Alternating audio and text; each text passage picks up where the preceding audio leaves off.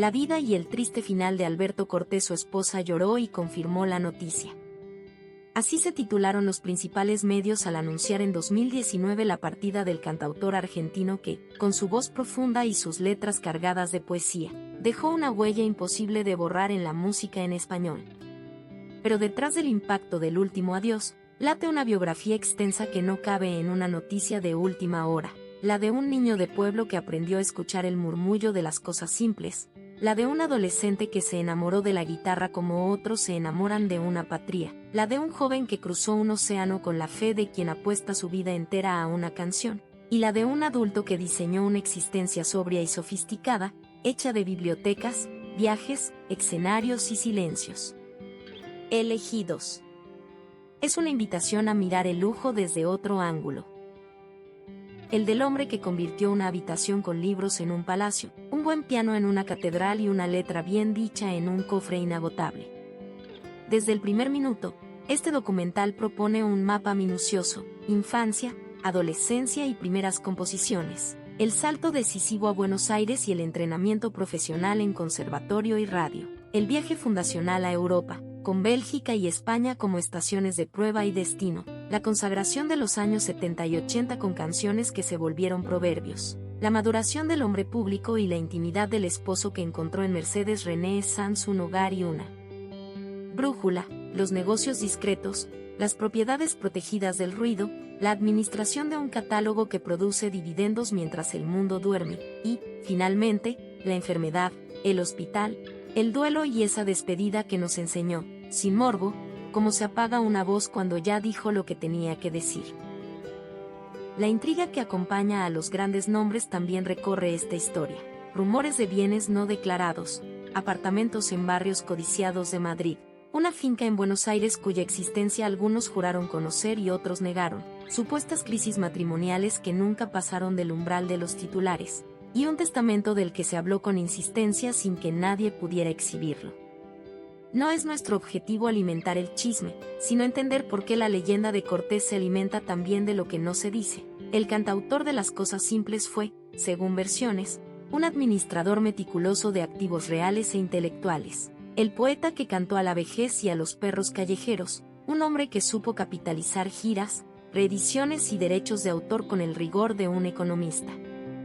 Para comprender su lujo, hay que desmontar algunos prejuicios. En la imaginería popular, lujo es gritar con diamantes. En Cortés, lujo es bajar la voz ante un anaquel de libros anotados al margen.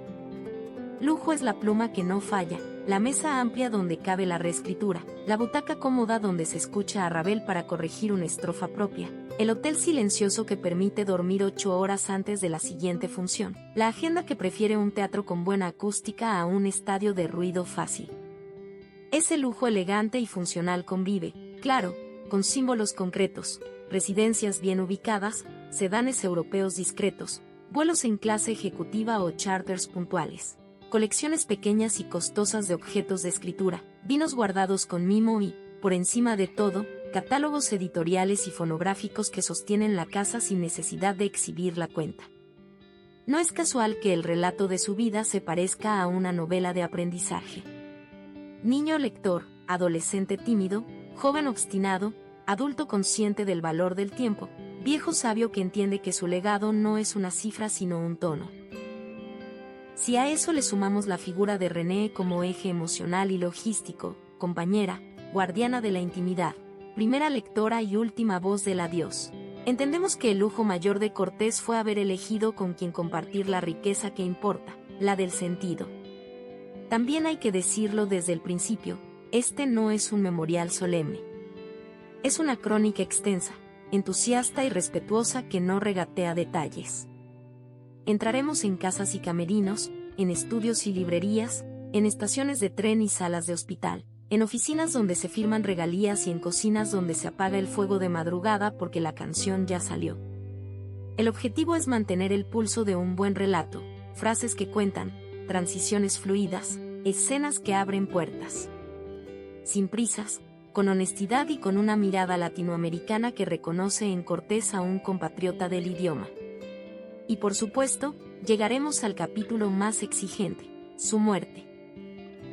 no para convertirla en espectáculo, sino para explicarla con claridad, contexto clínico y respeto por los afectos. Como se llega a una terapia intensiva después de décadas de escenario, que significa una trombosis venosa y que secuelas deja en un cuerpo cansado, cuáles fueron las horas previas y quién estuvo allí. El final de una vida merece un relato completo, no un titular. Dicho eso, abramos la primera puerta y volvamos a Rancul, La Pampa, a esa casa donde no abundaba el lujo pero sí el amor por las palabras, la disciplina y el trabajo. Allí empezó el mito. Capítulo 2, Rancul, La Pampa, infancia de letra clara, disciplina heredada y la guitarra como refugio. Alberto Cortés nació el 11 de marzo de 1940 en Rancul, un pueblo pampeano de horizontes limpios, donde la tarde cae sin prisa y el silencio enseña.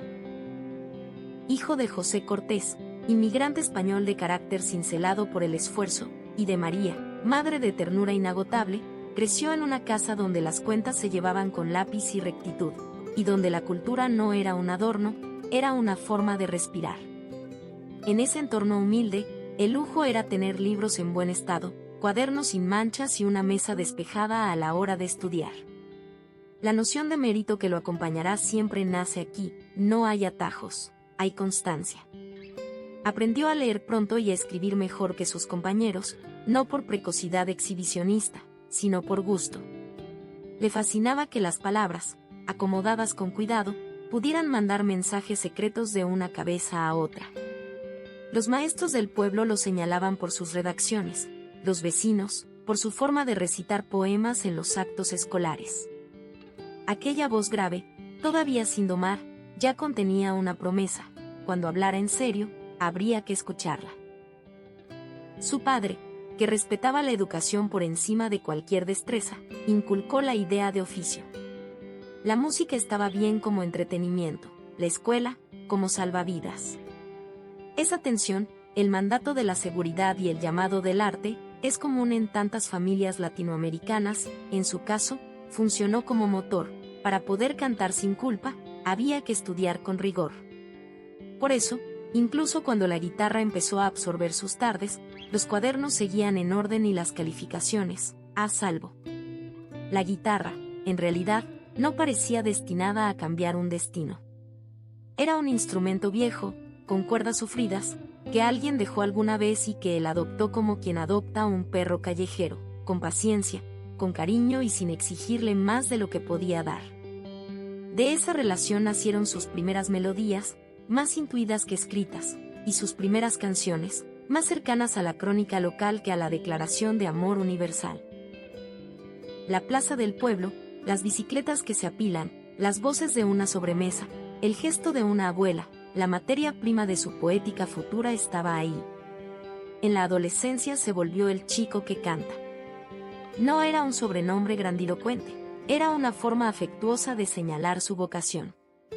Iba de fiesta en fiesta con la guitarra al hombro, cantando lo que todos sabían y lo que él estaba empezando a inventar. La timidez, que lo hacía parco en conversaciones largas, desaparecía cuando la canción arrancaba. La voz le daba permiso para decir lo que no se atrevía en prosa. Así se forman los cantautores. El pueblo, al tiempo, le quedó chico. No por desprecio, sino por necesidad. Rancul le había dado el idioma, el oído y la ética. Buenos Aires le prometía escenario, disciplina técnica y un mercado real. El traslado, además de geográfico, fue íntimo: dejar a los padres, a los amigos y a los rituales de una vida previsible para lanzarse a la ciudad donde un sí o un no cambian una biografía. No es casual que tantas de sus canciones conserven esa melancolía de quien nunca rompe del todo con su origen. Uno no se va de los lugares que lo hicieron, los lleva. Antes de partir, hubo un pacto tácito con su padre: si iba a intentarlo, sería con seriedad. Conservatorio, lectura, partituras, solfeo, práctica diaria. La música no como juego, sino como oficio que se estudia. Ese enfoque profesional, que tantos confunden con frialdad, le permitió luego sostener una carrera larga. Cuando el talento se fatiga, el método aguanta. Si uno escucha con atención sus letras más íntimas, encontrará siempre el rastro de esta infancia. respeto por los viejos, amor por los animales, atención a las pequeñas artesanías del día a día, gratitud por la mesa compartida y una cierta vigilancia ética sobre sí mismo. Fue un niño bien educado que se volvió un adulto confiable. Y en la música, como en la vida, eso paga. Cuando finalmente tomó el tren a Buenos Aires, no llevaba equipaje lujoso. Llevaba, sí, la mejor herencia, una disciplina heredada, una guitarra que ya le respondía y un cuaderno de letras que empezaban a buscar su música. La ciudad lo esperaba con ruido y promesas. Él llegaba con silencio y convicción.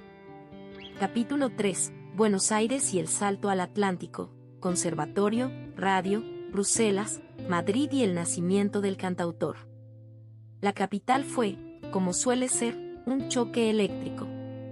El conservatorio le dio técnica, respiración, impostación, armonía, y la radio le dio escenario, micrófono y nervios.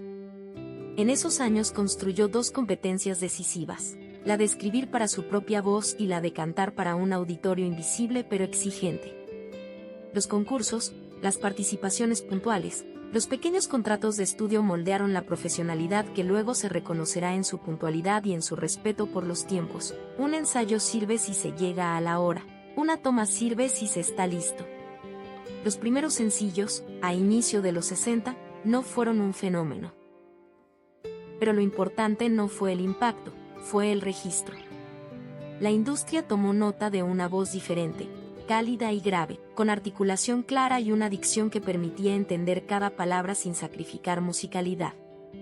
Ese equilibrio, decir bien y cantar mejor, es raro, y Cortés lo dominó temprano. Quien escribe letras necesita una garganta que no las traicione. El punto de inflexión fue una decisión audaz, salir de Argentina y apostarlo todo en Europa. Bélgica primero, España después. El viaje, además de geográfico, fue cultural. Bruselas le enseñó el oficio del bar, del pequeño club donde el público escucha de cerca y mira a los ojos. Allí, entre mesas apretadas y humo, aprendió a medir centímetros de atención, a sostener silencios, a no temerle a la pausa. El intérprete se terminó de fraguar en esas noches en que una canción convence o no convence, no hay punto medio. Madrid lo adoptó y él adoptó Madrid. La ciudad, con su tradición de cantautor y su oído atento a la poesía cantada, fue el telón perfecto para el argentino que no venía a imitar, venía a hablar. La década que siguió lo vería subir de bares a teatros, de telonero a cabeza de cartel, de promesa a referencia. A diferencia de otros colegas, no se apuró. Prefirió construir cimientos, repertorio propio, arreglistas afines, una banda que entendiera que la voz debía respirar y la palabra debía lucir. En ese tránsito conoció a Mercedes René Sanz. La biografía puede contarse sin romanticismos, pero aquí corresponde decirlo, sin René la vida de Cortés no se entiende completa. Compañera de ruta, guardiana de la casa y de la calma, interlocutora honesta en días de duda, administradora y apoyo logístico cuando la agenda exigía precisión, presencia amorosa en las mañanas y escudo ante el ruido mediático en las tardes. La pareja, con sus tiempos y sus silencios, fue columna vertebral. Mientras su nombre comenzaba a circular con respeto, se afirmó una idea artística: no sería un cantante de modas, sería un cantor de vida. No apostaría por el éxito de estación, apostaría por canciones que pudieran cantarse dentro de 20 años. Esa declaración no se hizo en una rueda de prensa, se hizo en la mesa donde se elige qué se graba y qué se descarta.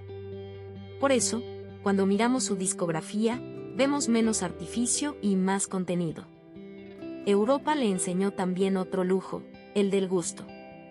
La costumbre de buscar buenas librerías, de entrar a una sala de conciertos clásica, de visitar museos, de sentarse a comer con tiempo. Ese roce con la alta cultura no lo volvió pretencioso, lo volvió exigente consigo mismo. Cuando uno escucha, escribe mejor. En el plano técnico, la estancia europea consolidó la afinación de su registro grave y la administración de los matices medios.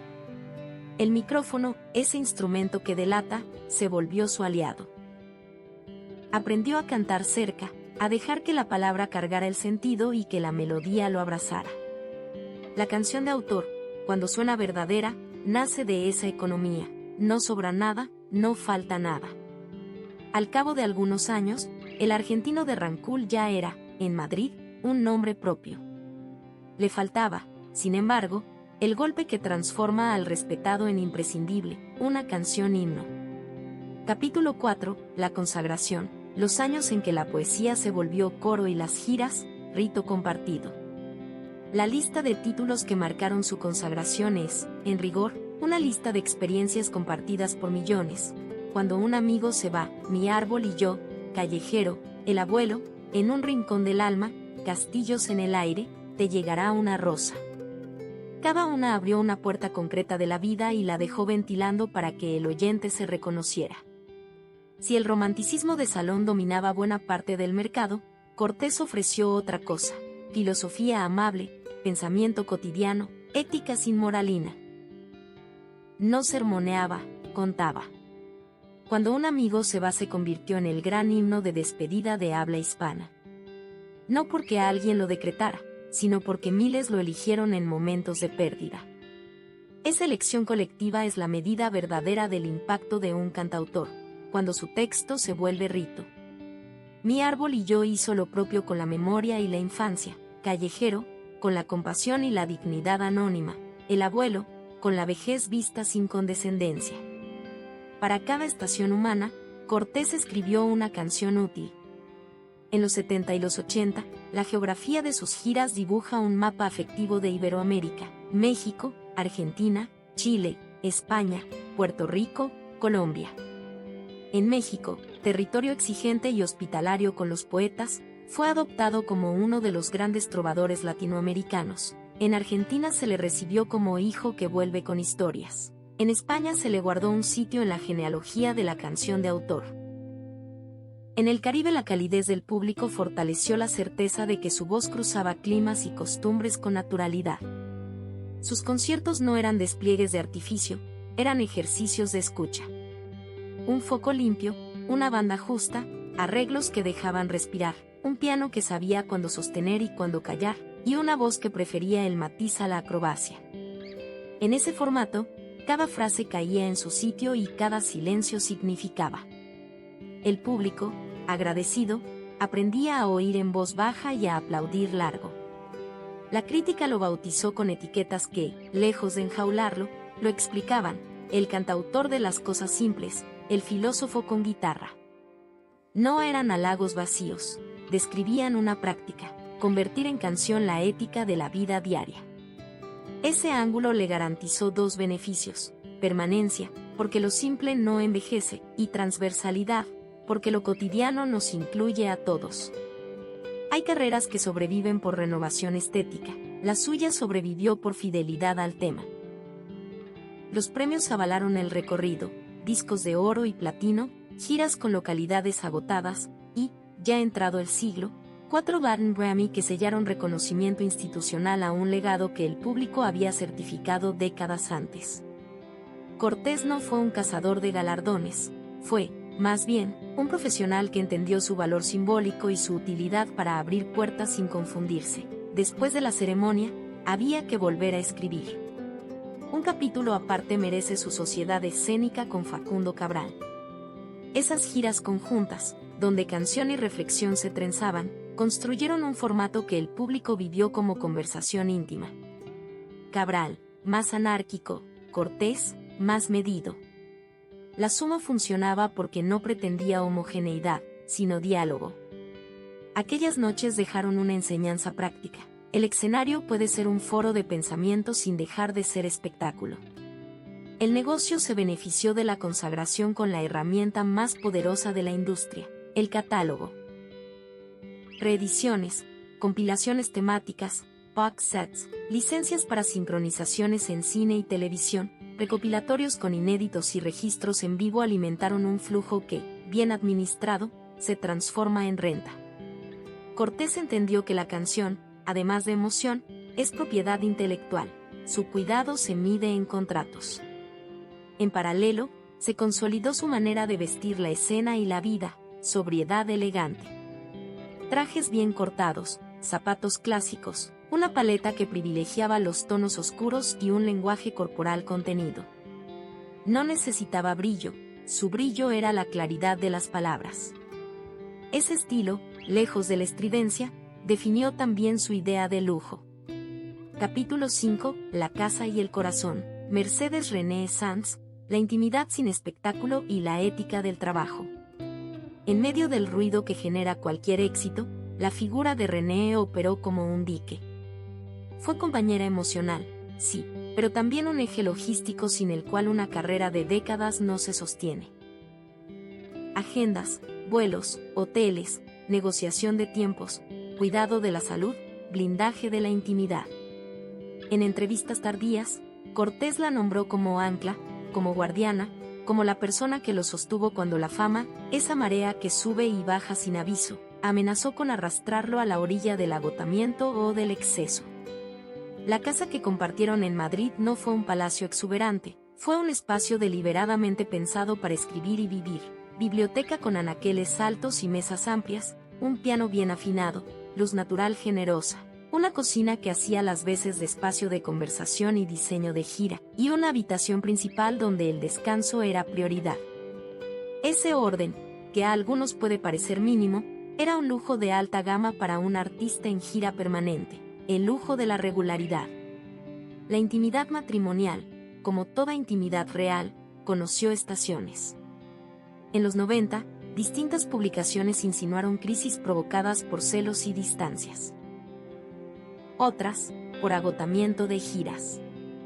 Nada pasó de la especulación, de haber habido grietas, no trascendieron más allá de quienes debían resolverlas, ellos.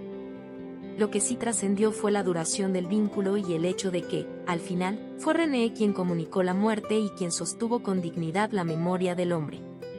En el trato cotidiano, quienes trabajaron con Cortés coinciden en un retrato: puntualidad, cortesía, exigencia razonable, humor seco que desarmaba tensiones y un rasgo constante de profesional. No pedía a otros lo que él no estaba dispuesto a dar.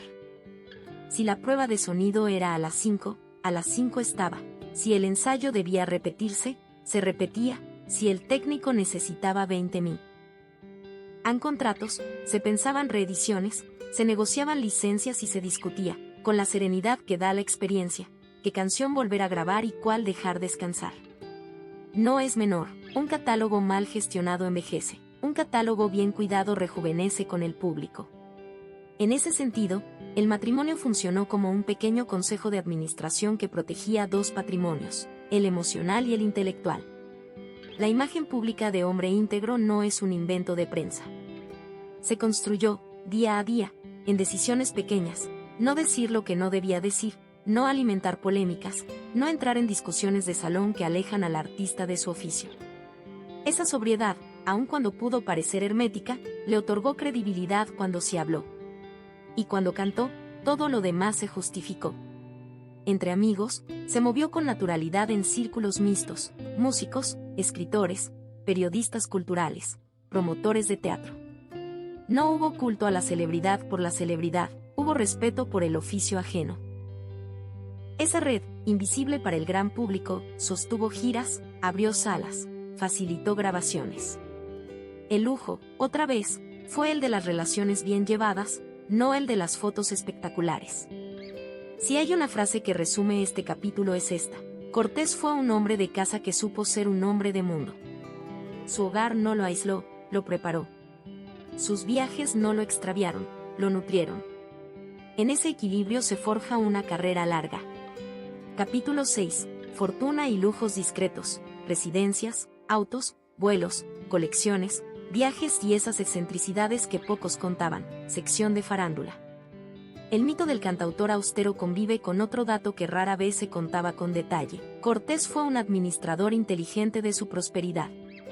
No necesitó mansiones con columnas de mármol para vivir como un señor. Eligió residencias de gran ubicación y diseño funcional. En Madrid, su vivienda combinaba barrio con historia y servicios con discreción. En Buenos Aires, versiones persistentes hablaban de una finca arbolada en las afueras. Pensaba más como retiro que como exhibición. En la Patagonia, Amigos cercanos mencionaban escapadas a casas de alquiler por temporada donde el silencio era la mayor inversión. Nada de eso fue ostentoso, pero todo fue caro en el mejor sentido, calidad que dura. El portafolio inmobiliario, según fuentes del circuito cultural y periodístico, incluyó apartamentos cómodos en zonas de alto valor, elegidos por su cercanía a teatros y a centros logísticos de gira. Lujo. Sí, el de cruzar a pie una distancia corta para llegar al escenario descansado. Fortuna. También, esos inmuebles, con el tiempo, multiplicaron su valor y aseguraron liquidez sin depender del capricho de la industria. El artista que entiende el ladrillo, entiende la vejez. El garaje nunca fue una colección de caprichos, pero sí un catálogo de sedanes europeos de gama alta. Berlina silenciosa para ciudad, vehículo de conductor para traslados formales, un coupé cómodo para escapadas de fin de semana. Nada de color estridente, todo de ingeniería fiable. Quien viaja tanto agradece un asiento que no traiciona la espalda. En América, durante giras largas, el transporte se tercerizaba con empresas de confianza, seguridad, puntualidad, conductores que conocen los teatros por nombre y por puerta de servicio. En el aire, la ecuación se midió en descanso. Clase ejecutiva para intercontinentales, business flexible para itinerarios cambiantes, y charters puntuales cuando la agenda de 2 ciudades en 24 horas lo exigía. ¿Avión propio? No es su perfil. ¿Horas de vuelo negociadas con operadores privados? Verosímil, en ambientes profesionales, habitual. El lujo aquí es otro, aterrizar con la voz fresca y la cabeza despejada, sin pasar por 5 salas de espera. Las colecciones personales, lejos del brillo fácil, mostraron 2 debilidades de gentleman. Bibliotecas y plumas estilográficas. La primera, cuidada con celo, incluía poesía, filosofía, ensayo y música. La segunda, organizada en un estuche que viajaba con él, era herramienta y fetiche. Cada canción importante tuvo, dicen, su pluma. Añádase una pequeña selección de relojes suizos clásicos, de carátula limpia y complicaciones discretas, y vinos reservados para sobremesas con amigos. Excentricidades sobrias, pero excentricidades al fin. Viajar fue, además de obligación, educación. En capitales europeas visitaba salas de concierto y museos. En América Latina repetía rutas afectivas, librerías de viejo en Ciudad de México, cafés en Buenos Aires, mercados en Bogotá, caminatas en Santiago, puertos en Montevideo. En esa geografía personal se explican muchas letras. Lo cotidiano que él cantó no nace de la imaginación, nace de mirar bien. Relaciones poderosas, sí, pero no ostentadas. Empresarios culturales, directores de teatro, periodistas con capacidad de abrir una portada, promotores que conocían la textura de cada plaza, políticos culturales que entendieron que su presencia en un festival elevaba el tono. No hubo cenas ruidosas, hubo sobremesas útiles. No hubo fotografías de gala, hubo agendas bien hechas. El lujo, insistimos, es una agenda que funciona. La fortuna cuantificable se sostuvo en varias columnas: regalías editoriales y fonográficas, ingresos por conciertos, sincronizaciones, reediciones, licencias de imagen y derechos de comunicación pública. El rumor del testamento secreto añade misterio, pero el mecanismo, en cualquier caso, es conocido.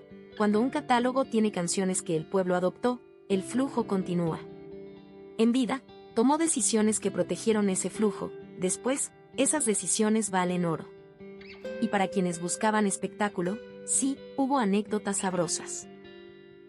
La compra de una biblioteca entera a un librero que cerraba, la vez que regresó un reloj porque llegaba 2 segundos tarde, el contrato de un piano vertical que debía acompañarlo 3 meses por Europa como si fuera un músico más, el capricho de una habitación de hotel con orientación específica porque la luz de la mañana, decía, cambia una línea.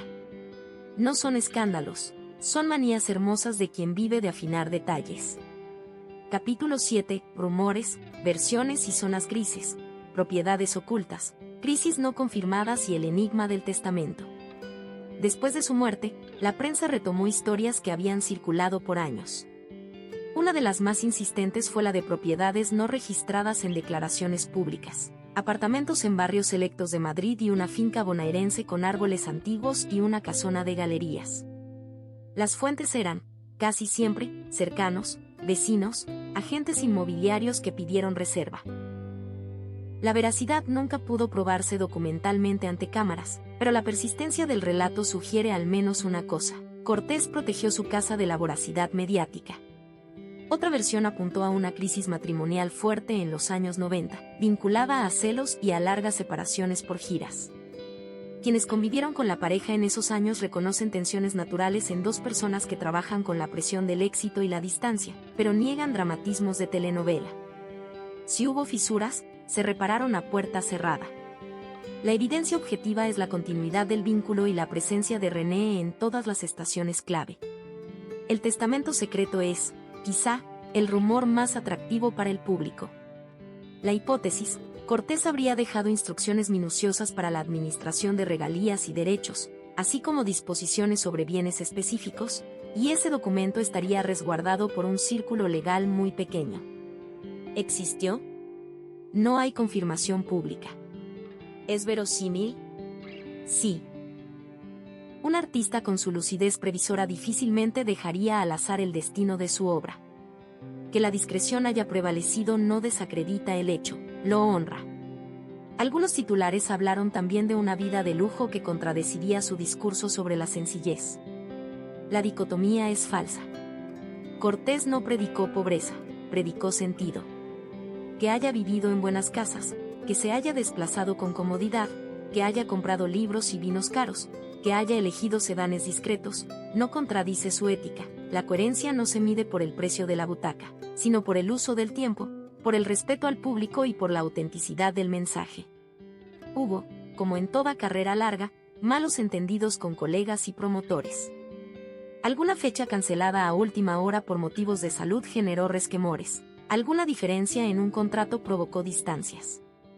Nada derivó en escándalos judiciales de alto perfil, nada escaló a ruptura pública sostenida. En un ambiente donde los egos se estrellan con facilidad, su capacidad de bajar la voz y arreglar en corto fue otro lujo.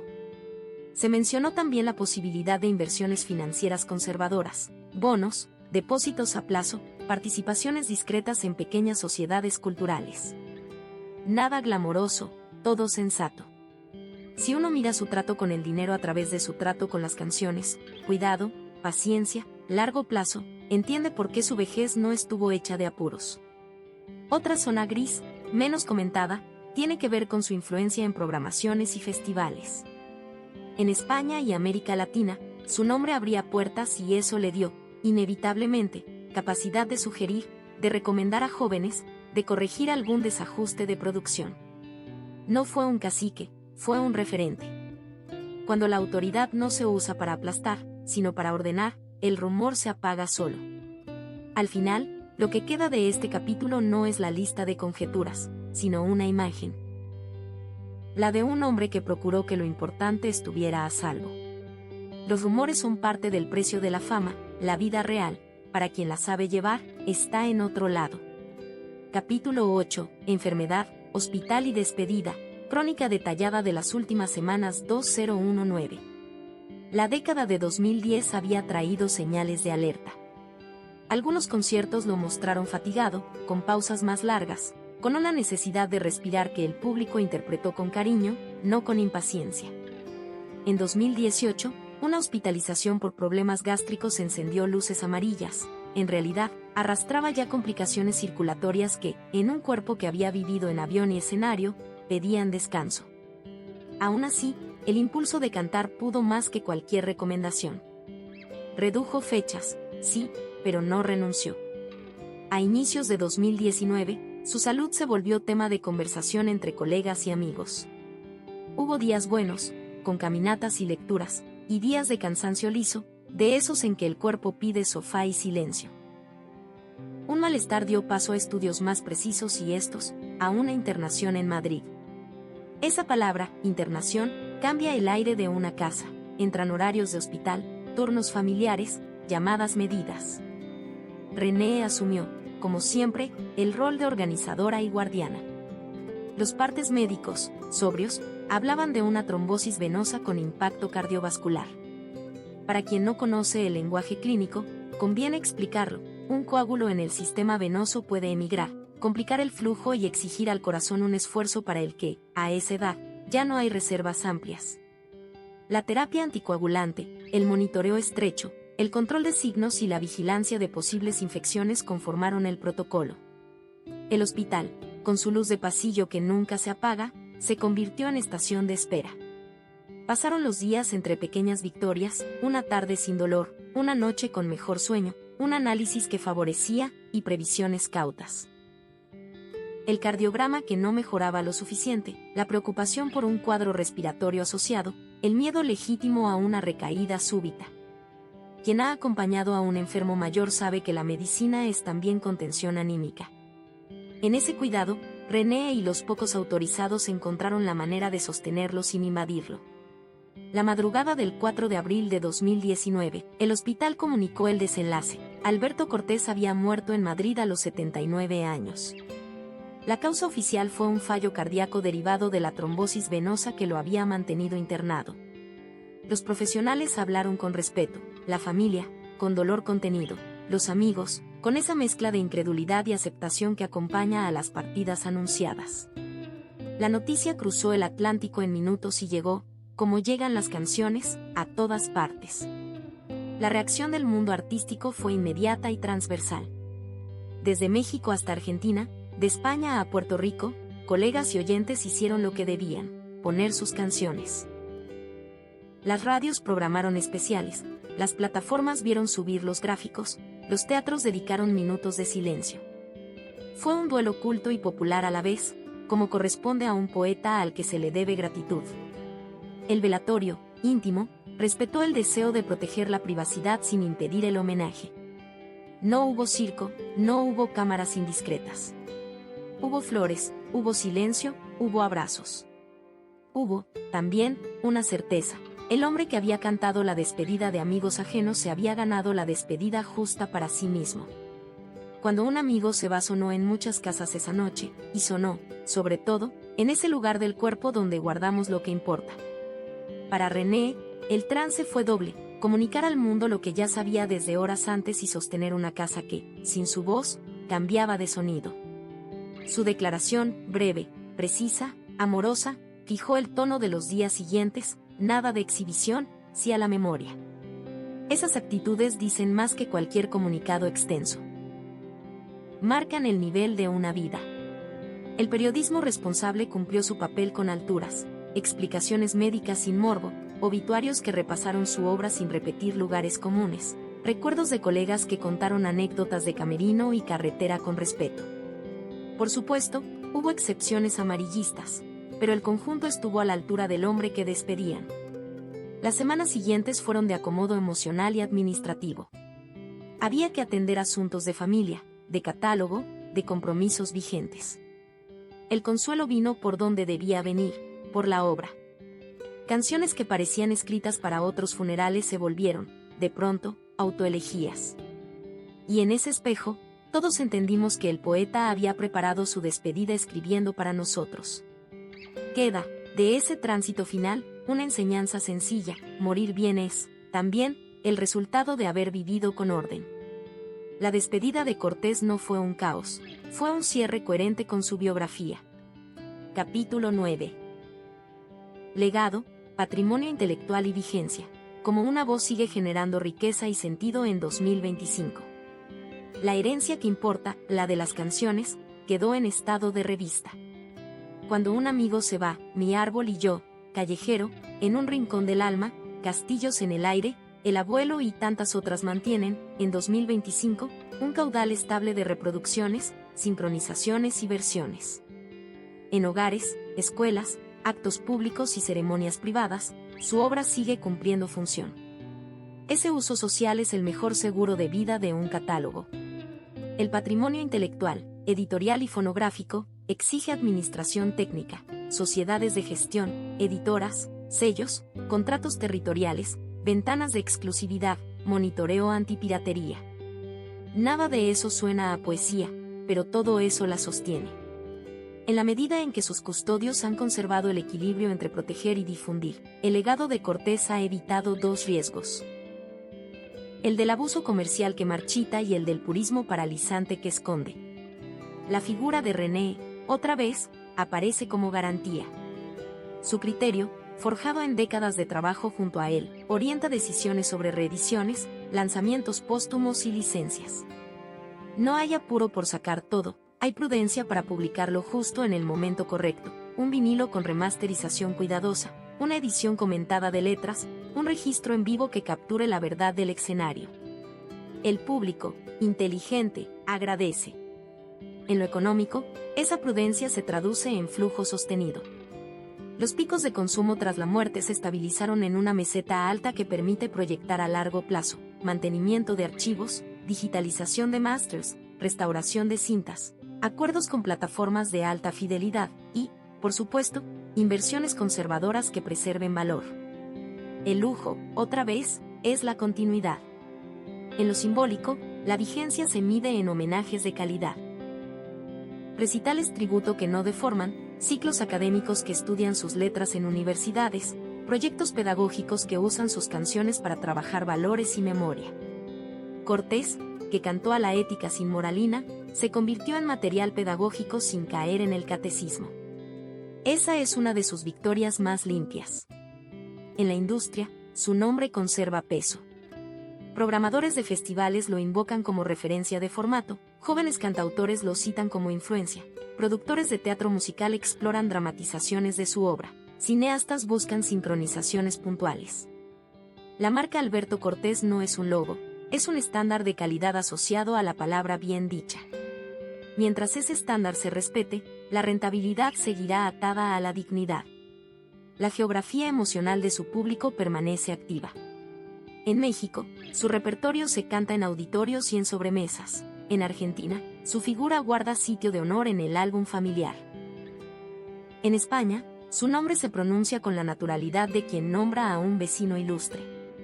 Esa transversalidad, 3 países que lo llevan como propio, blinda su vigencia. Finalmente, hay un legado invisible que vale tanto como los discos, la cultura profesional que dejó en colegas y equipos. Técnicos, músicos, promotores y periodistas recuerdan su puntualidad, su trato y su exigencia razonable. Esos hábitos, que no pagan regalías, mejoran una industria. El lujo de un oficio que se toma en serio es, quizá, el mejor regalo que un grande puede dejar. Y así, con canciones que no caducan, con casas que se sostienen, con contratos en orden y con afectos que cuidan, Alberto Cortés sigue viviendo donde siempre vivió, en la voz de quienes lo necesitan. El lujo verdadero y la invitación final. Al cerrar este recorrido, queda claro que la lujosa vida de Alberto Cortés no fue una colección de excesos, sino una arquitectura de buen gusto, orden y propósito. Residencias pensadas para escribir y descansar, viajes organizados para llegar con voz y con cabeza, objetos escogidos por utilidad y belleza, relaciones cuidadas por respeto y lealtad, y, en el centro de todo, un patrimonio intelectual que alimenta casas, familias y memorias. El niño de Rancul que aprendió a leer antes que a soñar grande terminó viviendo en bibliotecas, escenarios y afectos de lujo. El hombre que cantó a lo simple acumuló, sin gritarlo, la fortuna más sólida, canciones que el pueblo convirtió en suyas. Si te apasionan estos documentales largos, contados con detalle y respeto, y quieres seguir descubriendo la vida íntima, los lujos discretos, las decisiones financieras y los mitos verdaderos detrás de los grandes músicos de nuestra lengua, suscríbete al canal y activa las notificaciones para no perderte los próximos estrenos. Aquí seguiremos narrando, capítulo a capítulo, cómo se construye una obra, cómo se administra un legado y cómo se vive, sin ruido. El lujo que de verdad importa.